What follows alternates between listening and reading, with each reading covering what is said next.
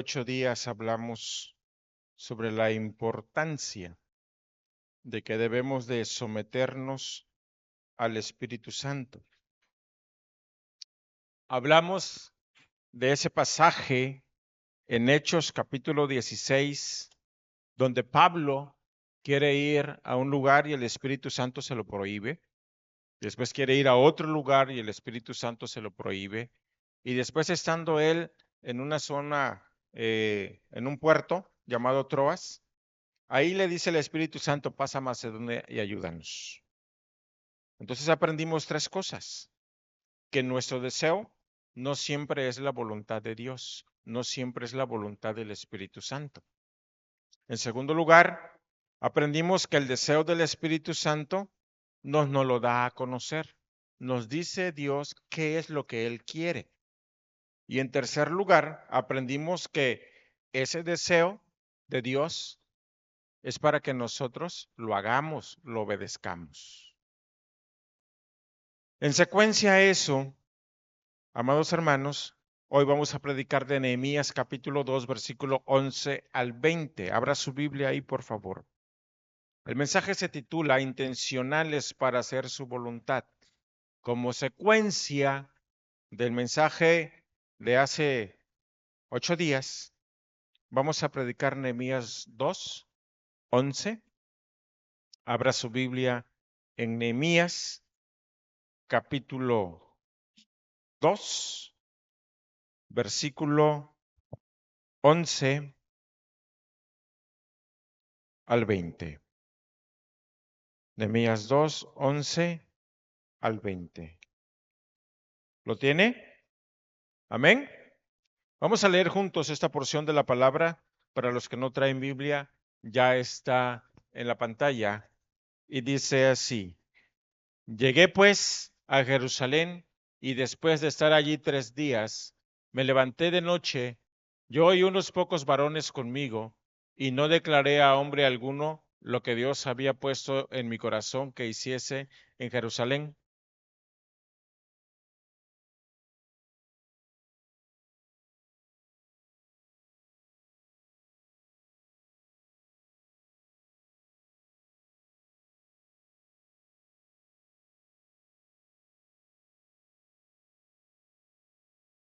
Un momento, todos hermanos, lea conmigo. Le dije, lean conmigo, algunos nada más. ¿Por qué les pido que lean conmigo? Para que no se duerma. ¿Sí? El calor está fuerte. Gracias a Dios porque ya me pusieron un ventilador. Pero si usted no lee, la lectura va a sentir como que lo arrulla, ¿sí? Y se me va a dormir. Y si se me duerme, no ronque, por favor.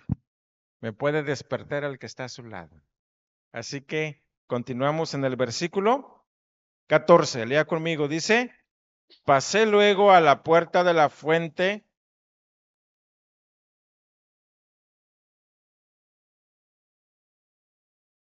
y subí de noche por el torrente y observé el muro y di la vuelta y entré por la puerta del valle y me volví.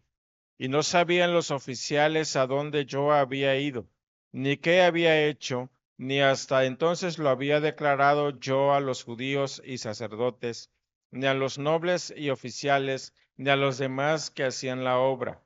Les dije, pues, vosotros veis el mal en que estamos, que Jerusalén está desierta y sus puertas consumidas por el fuego. Venid y edifiquemos el muro de Jerusalén y no estemos más en oprobio. Entonces les declaré cómo la mano de mi Dios había sido buena sobre mí, y asimismo las palabras que el rey me había dicho. Y dijeron, levantémonos y edifiquemos. Así esforzaron sus manos para bien. Pero cuando lo oyeron Sanballat horonita, Tobías el siervo amonita y Gesem el árabe, hicieron escarnio de nosotros y nos despreciaron diciendo, ¿qué es esto que hacéis vosotros? ¿Os rebeláis contra el rey? Y en respuesta les dije, el Dios de los cielos, Él nos prosperará, y nosotros sus siervos nos levantaremos y edificaremos, porque vosotros no tenéis parte ni derecho ni memoria en Jerusalén. Amén. Así que en el mensaje pasado se hizo referencia a someternos al Espíritu Santo y una pregunta clave, y yo espero que usted se esté haciendo la pregunta clave y se esté respondiendo o buscando en Dios la respuesta. Y la pregunta es, ¿a qué te ha llamado el Señor? ¿A qué te ha llamado el Señor? ¿A qué te llamó? Dios te ha asignado algo que tienes que hacer. Nadie más lo va a hacer. Usted solamente lo tiene que hacer. Dios le ha asignado una tarea. Cuando hemos sido llamados por Dios es para algo. Y Dios espera que nosotros desarrollemos eso. Así que la pregunta está en el aire. ¿A qué te ha llamado el Señor? Y usted se tiene que contestar esa pregunta. Usted tiene que buscar la respuesta y decirle a Dios, ¿a qué me has llamado? Lo primero que preguntó el apóstol Pablo cuando se convierte es, Señor, ¿qué quieres? ¿Qué quieres que yo haga? Y cada uno de nosotros debería de estarse preguntando, Señor, ¿qué quieres que yo haga? Hay tareas asignadas de una forma general, como por ejemplo, ir y hacer discípulos. Y hemos entendido, hasta eso lo hemos entendido mal, porque pensamos que ya la persona hizo su oración de recibir a Cristo, ya es un discípulo. No. Ya le di unas lecciones. No. Porque hacer discípulos es una transferencia de vida. Hacer discípulo es hacer que el creyente adopte la vida de Cristo, que esté predicando el Evangelio, que forme discípulos, que a su vez ese discípulo forme a otros discípulos y esos otros discípulos formen una iglesia y que en esa iglesia se formen discípulos para que sigan haciendo discípulos. Así que la pregunta es, ¿a qué te ha llamado el Señor? O cambiando, ¿qué quiere el Señor que hagas? Respondes esa pregunta. Es clave. Al conocer la voluntad de nuestro Dios debemos ser intencionales en cumplirla. Muy intencionales. Si usted sabe a qué Dios lo ha llamado, pues manos a la obra. Haga lo que Dios le está pidiendo que haga. Ser intencional significa trabajar con propósito. Por ahí hay un libro que se llama Una vida con propósito, ¿verdad? Y ahí en ese libro enseña precisamente esto que estoy comentando. Pero salió de la Biblia. Usted tiene propósito definido. Necesita entender que tiene propósito definido. Necesita entender que Dios le ha asignado una tarea. Pero muchas veces, porque no tenemos una relación real y verdadera con Dios, no entiendo. Y a veces nos metemos en otros, andamos picando por aquí, picando por allá, haciendo esto, haciendo lo otro. ¿Y tu propósito que Dios te asignó? ¿Cuándo? Por eso, ser intencional significa trabajar con propósito, hacer que cada acción cuente. Es estar consciente de la misión que significa tener presente el panorama general. Por eso estoy interesado en que estemos viendo el panorama general, el panorama mundial de cómo Dios está trabajando en el mundo. Porque usted tiene parte. Usted es un hilito en todo ese tapiz que Dios está haciendo, pero tiene que cumplir con su parte. Es enfocarse, que es ser intencional, es enfocarse en hacer las cosas correctas, momento a momento, día a día, y luego seguir trabajando en ellas de forma consistente. Eso es ser intencional. Si el Espíritu Santo que está en ti te ha dicho qué es lo que quieres que hagas, usted debe ser intencional en obedecer. Ese es el problema que enfrentamos la iglesia hoy en día. No Misión de Vida, tan solamente. Toda la iglesia en general. A veces las iglesias, la congregación se va por lo que le gusta al pastor, no por lo que el Espíritu Santo está diciendo. Ojo, es muy diferente. Y la invitación es obedezcamos al Espíritu Santo. La pregunta sigue en el aire. ¿A qué te llamó el Señor? ¿Qué quieres que hagas? El mensaje de hoy se titula Intencionales para hacer su voluntad. Número 1, intencionales al evaluar nuestra condición. Yo espero que haya observado el versículo 13. Dice el versículo 13. Y salí de noche por la puerta del valle hacia la fuente del dragón y a la puerta del muladar. ¿Y qué dice? Y observé los muros. Y observé los muros de Jerusalén que estaban derribados y sus puertas que estaban consumidas por el fuego. Versículo 15. Versículo 15. Lea conmigo. Dice, y subí de noche por el torrente y observé el muro. Y di la vuelta y entré por la puerta del valle y me volví.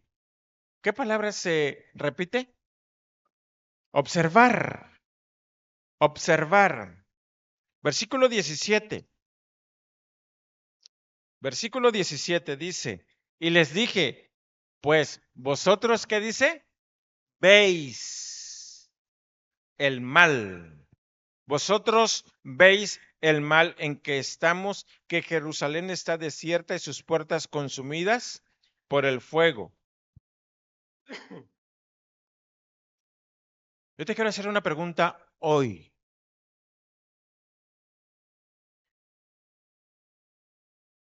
Tú tienes una relación con Dios. ¿Has observado cómo está tu vida delante de Dios?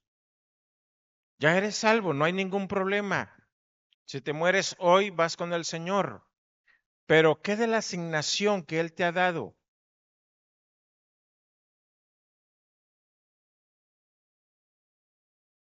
¿Puedes ver qué es lo que Dios te ha dicho que hagas? Jerusalén estaba, amado hermano, destruida. Nehemías fue a observar, vio el panorama, cómo estaba la situación, cuáles eran las partes afectadas, qué es lo que necesitaba construir, qué era lo que se necesitaba reconstruir, qué era lo que se tenía a la mano para construir, con qué contaba y qué le hacía falta. Observar. Pregunto, ¿te has observado a ti mismo? ¿Qué tienes y qué te hace falta? Debemos de evaluarnos cómo estamos ante Dios. No mires al hermano, mírate a ti mismo. Como dice el Salmo 139, abra su Biblia en el Salmo 139. En el versículo 23, en el versículo 24. Salmo 139, 23 y 24. Dice así, leamos juntos, los que no traen Biblia ya está en la pantalla y dice así. Examíname, oh Dios, y conoce mi corazón. Pruébame y conoce mis pensamientos. Y ve si hay en mí camino de perversidad. Y guíame en el camino eterno. Examíname. Es una introspección. Pero muchas veces sí vemos hacia afuera, pero no veo hacia adentro de mí. Y el Salmo 139, versículo 23 y 24 es una invitación. Decirle a Dios, revísame, ¿cómo estoy delante de ti?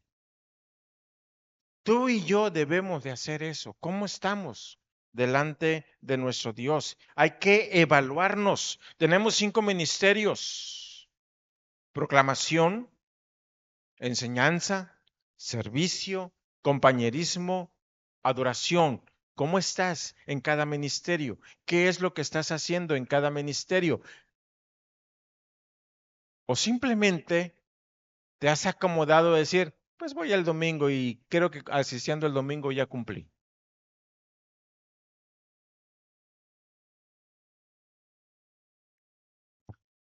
Versículo 16, Iván, por favor. Versículo 16.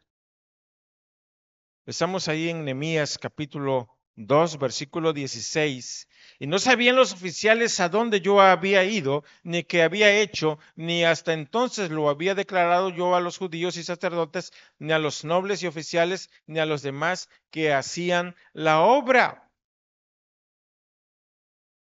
Nehemías estaba siendo práctico. Dios trató con él allá donde estaba, enfrente del rey. Dios puso en su corazón reconstruir los muros. Llegó, supervisó y él callado, no decía nada. En el momento de la calma y de la quietud, a solas con Dios, debemos de hacer nuestra observación de cómo estamos, qué estamos haciendo, qué no estoy haciendo, qué estaba haciendo y dejé de hacer. Cuán importante es que nuestra relación con Dios esté en óptimas condiciones para que Él nos diga a qué nos ha llamado y qué quiere Dios de cada uno de nosotros. Y pongamos manos a la obra, manos a la obra. Nehemías estaba siendo cauteloso, si usted se da cuenta, estaba calladito. Había situaciones ahí en la cual demandaban cautela, pero estaba usando un buen criterio. Y una de las cosas que tú y yo debemos de tener es buen criterio. No te engañes, no nos engañemos. Seamos honestos con nosotros mismos.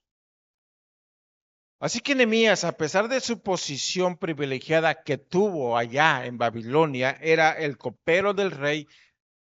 Nada podía probar el rey si primero no lo probaba Nehemías. La vida del rey dependía de Nehemías.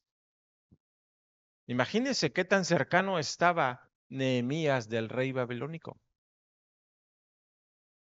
Vivía en lujos, vivía en el palacio. Eso no le importó para ir a realizar la obra que Dios le estaba asignando. Eso nos habla, amados hermanos. Quiero que vaya al capítulo 1. Vamos a ver el capítulo 1. Nehemías capítulo 1, por favor, Iván. Versículo 1 al versículo 4. Hay algo ahí que necesitamos todos.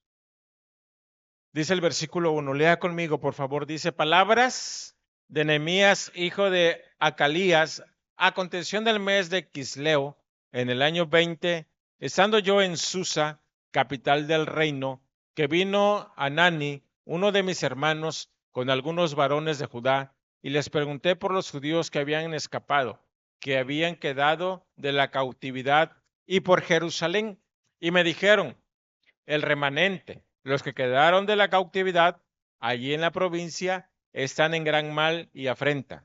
Y el muro de Jerusalén derribado, y sus puertas quemadas a fuego. Cuando oí estas palabras, me senté y lloré. E hice duelo por algunos días, y ayuné y oré delante del Dios de los cielos. Te voy a decir algo. Nehemías nació en Babilonia.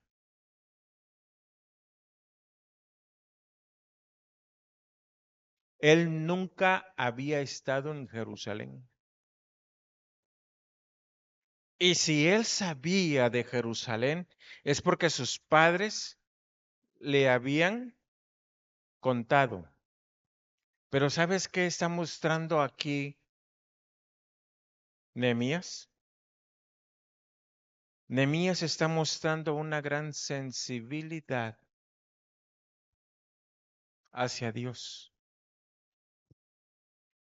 Y la pregunta es, ¿cómo estás tú y cómo estoy yo? ¿Hay sensibilidad hacia Dios? ¿O ya tenemos una concha como la tortuga?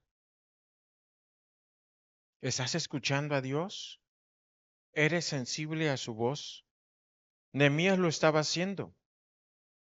Y no solamente era sensible a Dios, era sensible a los planes de Dios. Me llama la atención que dice la palabra que se puso a llorar. Y yo me preguntaba, Señor, pero si este cuate nunca ha estado en Jerusalén, ¿por qué llora? Y la respuesta es porque es sensible a Dios.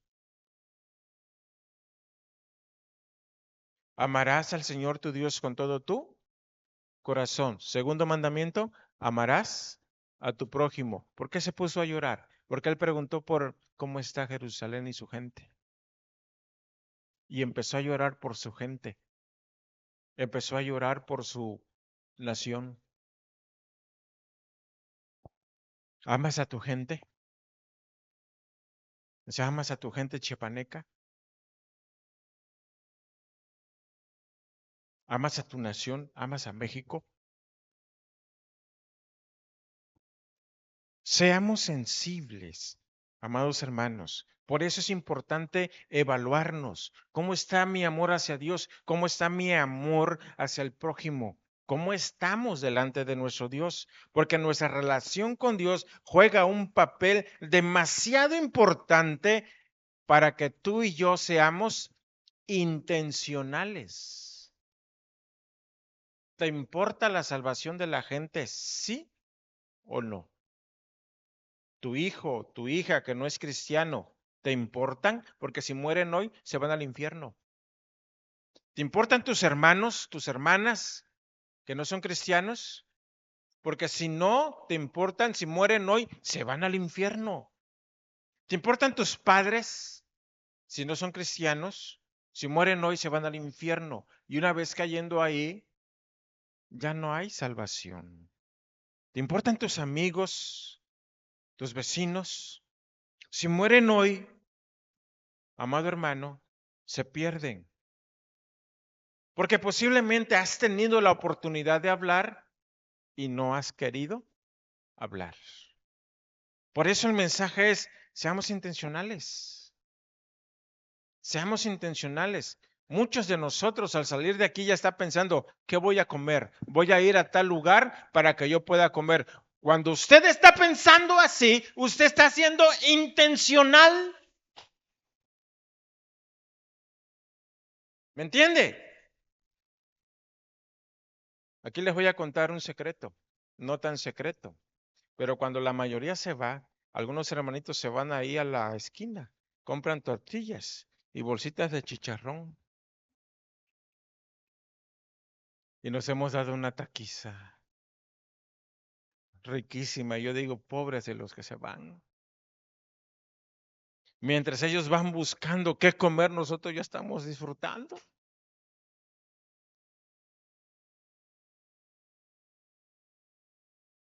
Cuando usted vaya con la mentalidad, voy a comerme un pollo, voy a irme a comerme una carne asada, me voy a ir a comer un pescado, voy a ir a los tacos. ¿Usted ya está siendo intencional? Es más, todos los días somos intencionales. Pero cuando se trata de predicar el Evangelio, entonces busco mil pretextos y dejo de ser intencional. Eso desafío, seamos intencionales haciendo los ajustes necesarios en nuestra vida para cumplir la voluntad de Dios. Seamos intencionales. Número dos, intencionales a levantar nuestros muros. Y cuando yo me quedé, dije yo, wow, Señor, ¿cuántas iglesias están sin muro? Ahora, la obra de reconstrucción no era fácil. Versículo 17, Iván, por favor. La obra de reconstrucción era una obra muy grande. Mandé un video. Yo espero que lo haya visto. Los muros y puertas de Jerusalén. Un pedazo, no todo. ¿Cuántos lo vieron? Levante la mano. 1, 2. Lástima por los que no lo vieron. Porque ahí se mostraban los muros. Muros de 12 metros de altura. Imagínenselo, pero si lo hubiera visto ya tuviera la imagen. ¿Sí? Puertas, portones, portones grandes. Imagínenselo porque no vio el video. ¿Sí? Pero mi intención es que usted viera el video para que cuando le hablara de esto, usted tuviese la imagen. Pero como no lo hizo, pues imagínenselo.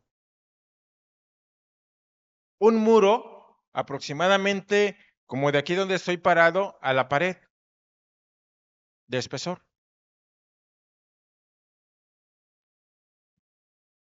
Imagínense los ladrillotes enormes, grandes, enormes, enormes. Esa obra de reconstrucción era una obra monumental, gigantesca, más de 4 kilómetros a levantar, casi 5 kilómetros, con un muro de casi 3 metros por 12 metros de alto. No era cualquier cosa. Demandaba un gran esfuerzo, muchísimo, muchísimo, muchísimo trabajo. Pero había algo que se demandaba aún más, y era la unidad. La unidad del pueblo que vivía en Jerusalén. La unidad de esa pequeña nación para poder reconstruir. ¿Sabe cuántos días se llevaron para construir ese muro tan largo y tan alto y tan ancho? Nehemías dice que fueron 52 días. ¿Cómo lo hicieron? ¿Cómo lo hicieron?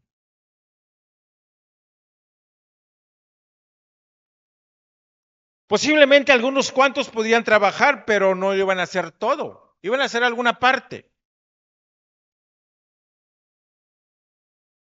Los muros en aquel entonces era para dar protección. Era una barrera en contra del enemigo. Ahora, ¿la iglesia tiene enemigo? La respuesta es sí tiene enemigo. ¿Necesita su muro de protección? La respuesta es sí necesita su muro de protección. ¿En dónde está? Porque el muro da seguridad.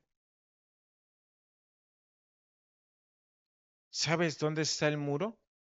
En la unidad de la iglesia. En la unidad de la iglesia. Debemos de trabajar unidos. Debemos de cuidar que nada y nadie destruya la unidad de la iglesia. Como dice en Efesios, abran su Biblia en Efesios capítulo 4. Efesios 4. Efesios 4, versículo 1 al versículo 6. ¿Lo tiene? Amén. Si no lo ha encontrado, ya está en pantalla y dice, lea conmigo, yo pues, preso en el Señor, os ruego que andéis como es digno de la vocación con que fuisteis llamados, con toda humildad y mansedumbre, soportándoos con paciencia los unos a los otros. Solícitos, ¿qué dice? Solícitos en cuidar, en proteger la unidad del. Date cuenta.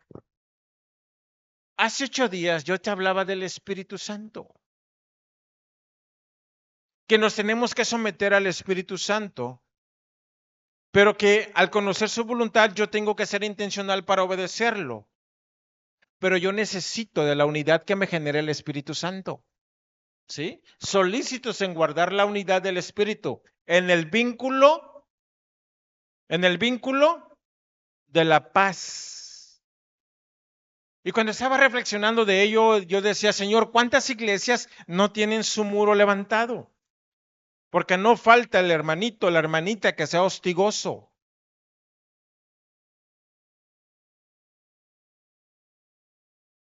Siguiente versículo. Un cuerpo y un espíritu, como fuisteis también llamados en una misma esperanza de vuestra vocación. Un Señor, una fe, un bautismo. Un Dios y Padre de todos, el cual es sobre todos y por todos y en todos.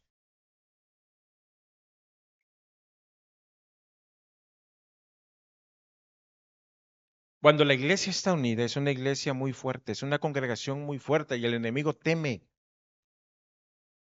Y el enemigo se levanta. Porque lo primero que destruye Satanás en una iglesia local se llama unidad. Se llama unidad. La iglesia unida es una congregación extremadamente fuerte y es temida, muy temida.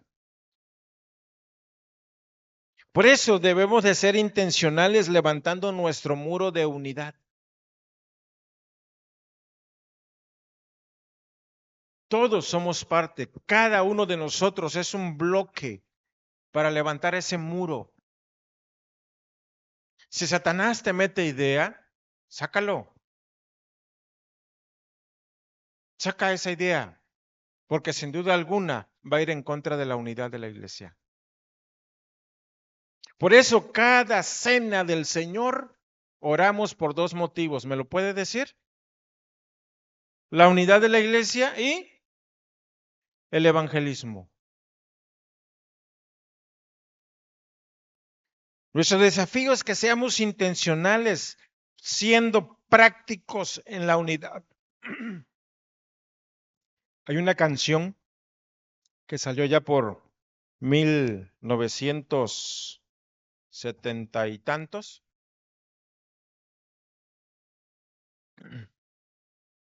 Un chileno, no recuerdo ahorita el nombre, sacó una canción que se hizo un eslogan en todo el mundo.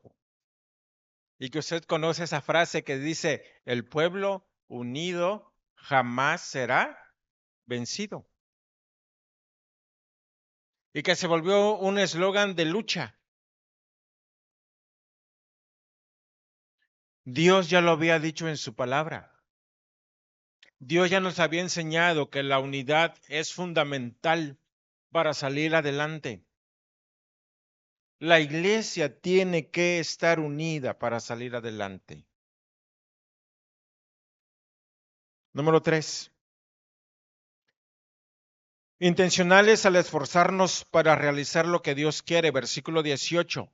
Iván, por favor, ponme el versículo 18. Lea conmigo, por favor, ese versículo 18. Dice así: Entonces les declaré cómo la mano de mi Dios había sido buena sobre mí, y asimismo las palabras que el rey me había dicho, y dijeron: levantémonos y edifiquemos. Así esforzaron sus manos para bien. Así esforzaron sus manos para bien. Debemos esforzarnos por realizar la obra de Dios, pero algunos realizan un gran esfuerzo solamente para venir aquí.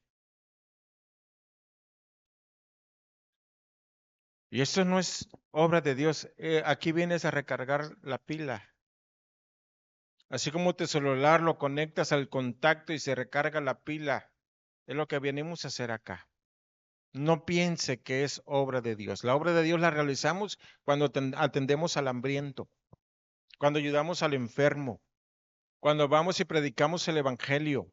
Ahí estamos realizando la obra de nuestro Dios. Cuando vamos. Dios es bueno, amén. Y ha sido bueno con cada uno de nosotros. Nos ha dado a conocer qué es lo que quiere. Él dijo, vayan y hagan discípulos. Dios quiere discípulos. Dios no quiere creyentes, quiere discípulos. Es más, A lo mejor me diga, pastor, está usted diciendo una herejía. Dios no quiere que vaya y forme una iglesia. Dios quiere que haga discípulos, porque el discípulo cuando entiende, entonces se forma una iglesia. ¿Sí me entendió? Por tanto, id y haced discípulos a todas las naciones, bautizándolos en el nombre del Padre, del Hijo y del Espíritu Santo, enseñándoles que guarden todas las cosas que os he mandado. Y aquí yo estoy con vosotros todos los días hasta el fin del mundo. ¿En dónde dijo la palabra iglesia? Él dijo, vayan y hagan discípulos. Y cuando el discípulo entiende de qué se trata, entonces se conforma en iglesia. Un discípulo es aquel cristiano que es reproducible. Un discípulo es aquel cristiano que ha entendido que tiene que ganar a otros. Un discípulo es aquel que ha entendido que tiene que ganar a otros, lo tiene que adiestrar, lo tiene que entrenar para que siga la cadena, el ciclo de seguir formando a otros. ¿Dónde está tu discípulo? ¿A quién le estás formando?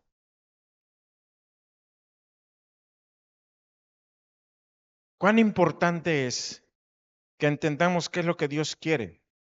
Imagínate una iglesia unida haciendo discípulos.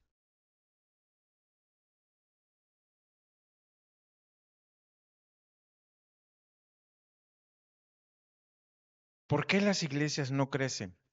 Porque no quieren crecer. Dice el versículo ahí en Nehemías, versículo 18, dice así: Entonces les declaré cómo la mano de mi Dios había sido buena sobre mí, y asimismo las palabras que el rey me había dicho. Y dijeron, levantémonos. La palabra levantarse implica accionar. Sentaditos aquí, amado hermanos, no vamos a hacer gran cosa. Necesitamos accionar. Usted puede poner el pretexto que quiera, que ya me duele la cintura, que no veo bien, que tengo problemas de circulación, que tengo problemas gastrointestinales. Usted puede poner el pretexto que quiera y posiblemente sea válido, pero amado hermano, delante de Dios no vale. Él tiene los mejores pretextos. Dejé mi trono por ti. ¿Qué dejas tú por mí? ¿No dice así el himno? Es desafiante la palabra de Dios cuando nos habla de esa manera. Levantarse es accionar. Después dice, versículo 18, y edifiquemos. Edificar implica trabajo y no edificas de la noche a la mañana. Entonces edificar implica tiempo. Y muchas veces le queremos dar a Dios el tiempo que me sobra. Porque no planeamos muchas veces servir a Dios. El sábado sabe usted que vamos a Coita. ¿Ya planeó ir a Coita? No, pues ahí la hermana Claudia, el hermano Jorge, la hermana Vero están yendo, que Dios los bendiga. Desde aquí oramos, le echamos la santa bendición. Ahí el pastor y el hermano le están yendo, ahí que Dios los bendiga, estaremos orando. Ajá. ¿Ya planeaste ir a Coita? Levántate y edifica. Planea ir. Y si no vas a ir a Coita, ¿ya planeaste hablarle a tu vecino? Cruza la calle o a lo mejor vive a un lado. ¿Ya lo planeaste?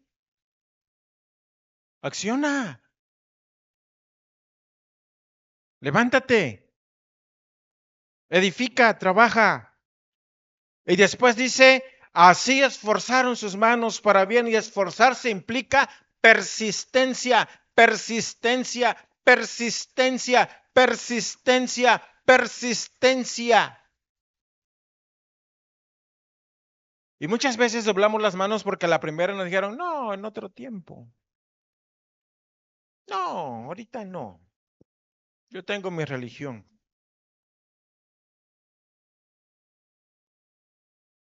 Debemos de accionar en el trabajo de la obra de nuestro Dios y persistir en ella. Pero para ello, yo y usted, nosotros, tenemos que ser intencionales. Intencionales. En este mundo la intencionalidad cuenta mucho. ¿Quieres un trabajo? Tienes que ser intencional en buscarlo. Ora para que Dios se dé el trabajo que Él quiere. ¿Vas a estudiar? Tienes que estar metido en el estudio. Tienes que ser intencional. ¿Quieres crecer financieramente? Tienes que estar metido en una labor, en un trabajo, en un proyecto. Esta vida demanda la intencionalidad en todo, en todo, en todo. Y para la obra de Dios, mucho más. Debemos ser intencionales. Por eso nuestro desafío es que seamos intencionales en obedecer para cumplir lo que Dios quiere y esforzarnos. Y por último, intencionales al enfrentar la oposición. Versículo 19 y 20. Cuando nos metemos con Dios, estamos orando y tratando de hacer su voluntad. Dios se mueve, los ángeles se mueven, pero Satanás también se mueve. Él no quiere que se le arrebaten almas para el reino de Dios. Él quiere que esas almas se condenen. Hace su labor y ha hecho una gran labor. Legaliza hoy en día el pecado. ¿Y qué haces tú? ¿Qué hago yo?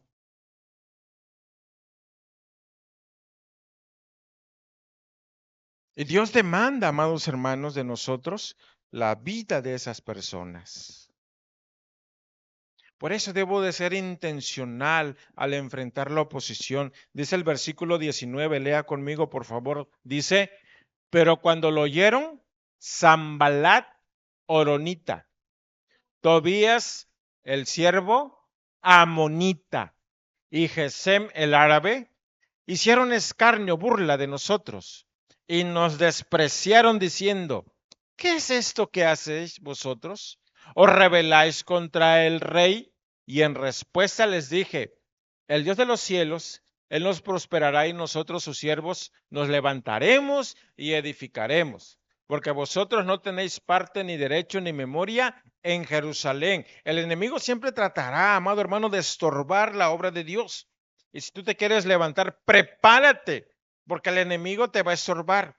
Prepárate, porque el enemigo posiblemente te va a enfermar. Prepárate, porque el enemigo te va a quitar economía. Prepárate, porque el enemigo te puede quitar armonía familiar, matrimonial. Prepárate, porque el enemigo va a hacer algo en contra de ti que tú quieres obedecer la voluntad de Dios.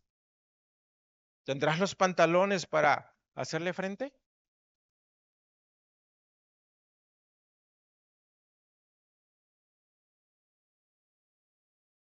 Pablo no la pasaba bien.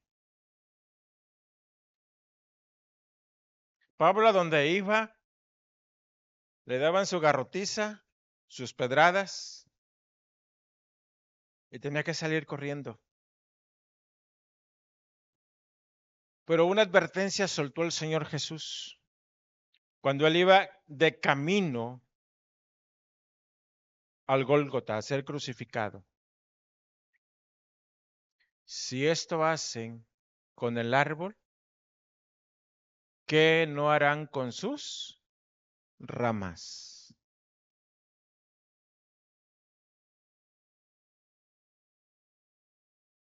Por eso nuestra actitud es de suma importancia. Mucho tiene que ver nuestra actitud. No debemos de ceder en el cumplimiento de la tarea asignada por el Señor.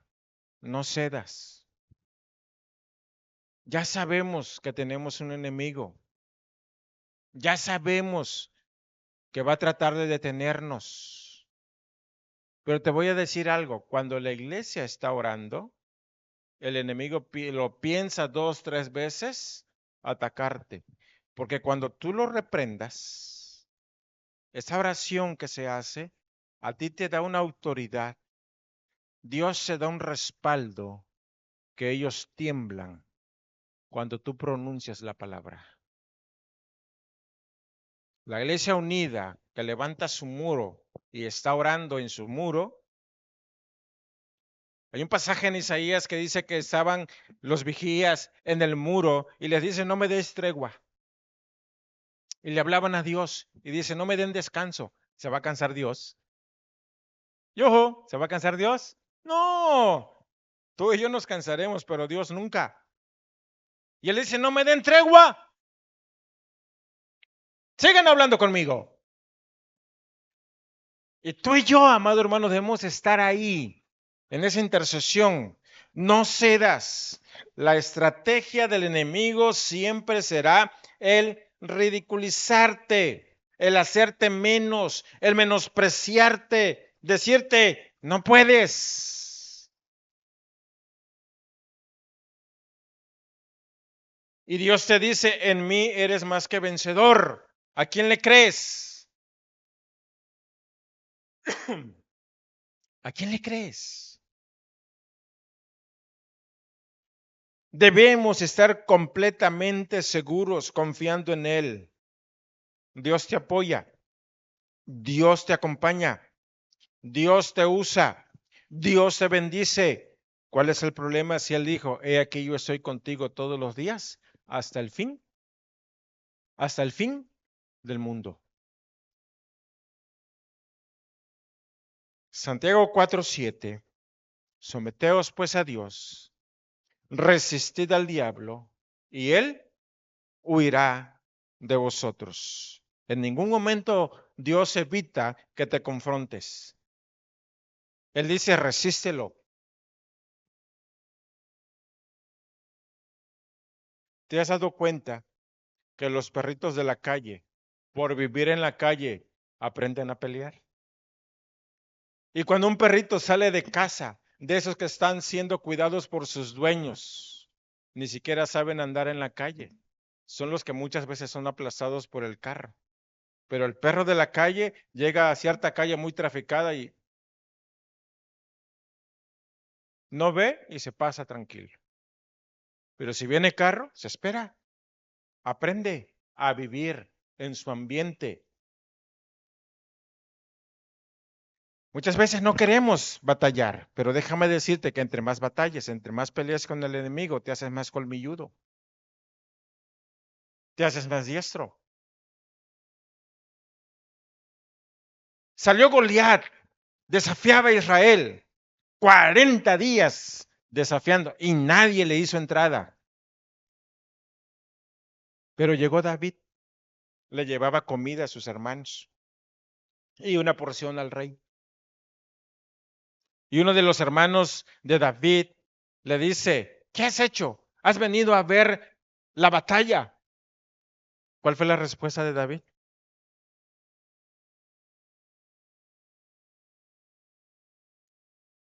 ¿No se acuerda la respuesta de David? David le dijo, ¿cuál batalla? Puro palabrerío es esto. ¿Qué le van a dar al que venza a este gigante? Sin vergüenza. Ya había determinado pelear, pero estaba pidiendo un pago. ¿Qué le van a dar? Y alguien por ahí le dijo, la hija del rey. Chiquitito. Y cuando estuvo ante el rey le dijo, yo me lo he hecho. Dios, allá en el campo me permitió matar leones y osos cuando agarraban una oveja. Este es similar. Cuando Dios te llama, no llama al que está capacitado, pero sí capacita al que es llamado. ¿Me entendió? Yojo, ¿me entendió? Dios no llama al más capacitado, pero al que llama, lo capacita. Ya había ungido a David El Espíritu Santo estaba sobre él y ya había sido capacitado. Y cuando David llega a su momento, dice, yo me lo he hecho. Y se lo echó. Usted conoce la historia. Pero de ahí aprendieron muchos. Después, habían otros gigantes y por otros, no por David, por otros que vieron a David, pelearon y los mataron. Tú puedes inspirar a otro.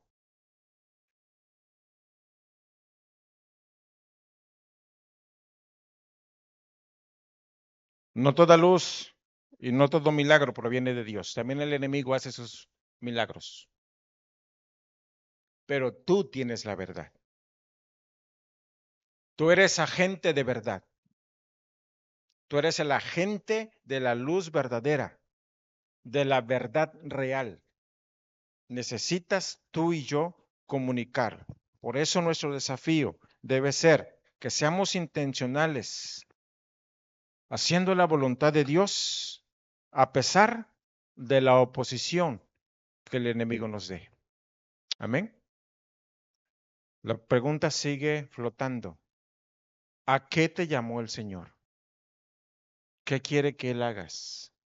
Sé intencional en obedecer. Padre, hemos estado reflexionando en tu palabra. Te pedimos, Dios, que nos estés guiando. Te pedimos, Dios, que nos indiques hacia dónde cada uno de nosotros debe ir. Como iglesia, hacia dónde debemos ir. Que tu dirección, Señor, sea con nosotros y danos de nuevo para realizar tu voluntad. En el nombre de Jesucristo. Amén. Que Dios les bendiga, hermanos.